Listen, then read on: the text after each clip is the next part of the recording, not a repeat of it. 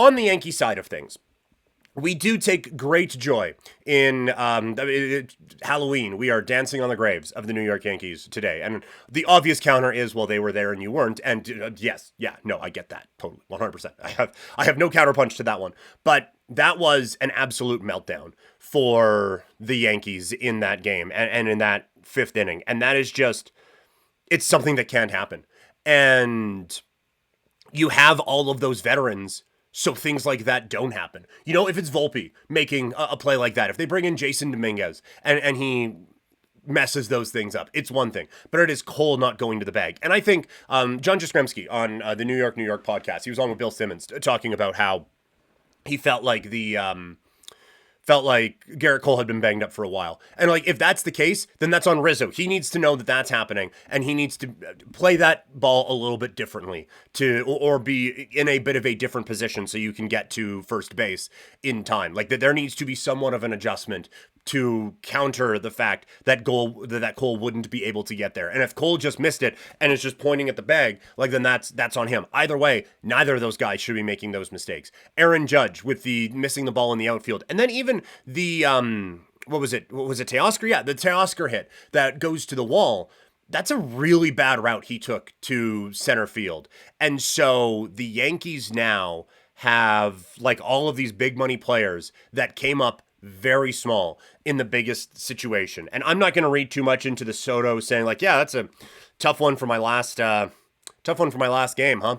I'm not going to read too much into that. I think that I genuinely believe he's going to be a Yankee. He's going to stay in New York probably, like Yankees or Mets. And I could see him being the guy to just stick around with the Yankees. Like, it's a perfect fit for him, right? Like the ballpark is tailored perfectly to his swing. They love him out there. Not that they wouldn't in New York, but they love him out there. I think it's a perfect fit, really. Obviously, I hope the Blue Jays get in on it, but I hope not to the point that it debilitates anything else they want to do in the offseason. Toxic asking, do you think the Yankees should get a new center fielder and move Judge to the corner? I think they have one already in the organization. I think Jason Dominguez, he got hurt. What was it, late last year, or was it early in spring this year? It was late last year that he got hurt.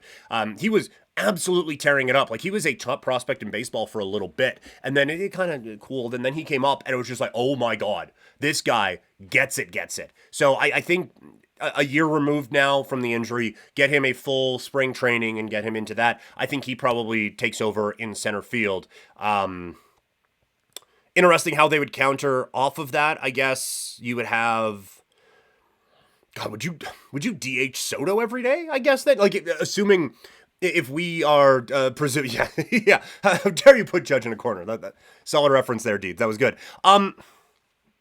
Yeah, it is interesting what you would then do. Do you like? I think you could kind of keep your DH. Now the Yankees are probably going to try to go spend and get another DH. But presuming you get Soto back, do you have Soto DH and then you have Verdugo and Dominguez and Judge as your outfielders? Like, that's three guys who can play center field. That's pretty good defensive outfield, and then you just have Soto DHing all the time. Like, that's a lot of money to spend on a guy to just DH, but I mean, it's saying that when Shohei Ohtani exists. And I get like the rest of the way he's going to be pitching, but this year he was literally just a designated hitter and set records in baseball and all that, so it's probably fine. So yeah, it would be interesting, but I think that's probably how they would do. Keep that DH spot open so that you can kind of cycle Judge through there and try to keep him a little bit healthier. But I think the Yankees have a few decisions to make and a few moves to make, honestly, because like LeMahieu is cooked, right? Like, he's done. So that one's probably over. I don't know how much baseball Anthony Rizzo has left, and I don't know how much of it is going to be with the Yankees either, because again, like, you bring him in so that situations like that in Game 5 don't happen again. Up the middle, I think Volpe is pretty good, but I just, that Glaber's a free agent now. I would be surprised if he comes back, given how tumultuous that whole relationship was. You have a Garrett Cole thing. I think they will figure that out, and so there are a couple of holes that they need to plug as well, while also, like, they need to improve that pitching staff. They need to improve that bullpen and get that whole thing figured out. So I don't think it's just going to be as easy as just sign Soto and walk back to the World Series, but obviously getting that guy helps. But to answer the original question, yeah, I think Dominguez probably takes over in center field for New York. But now we've started. The offseason is here in Major League Baseball. We had our first trade today as the Atlanta Braves sent Jorge Soler off to the Los Angeles Angels, who then designated a dude for assignment, and that guy got picked up by the Texas Rangers. I'm sure that is not the exact order of events and how it happened, but that's just the way that I saw things on my timeline today. So already getting into it. I will say, just a quick editor's note here. Next week, we're not going to be doing much in terms of live content here. I am going to be working at the Rocky Mountain Classic out at Winsport, and them going to be some long days for you, boy.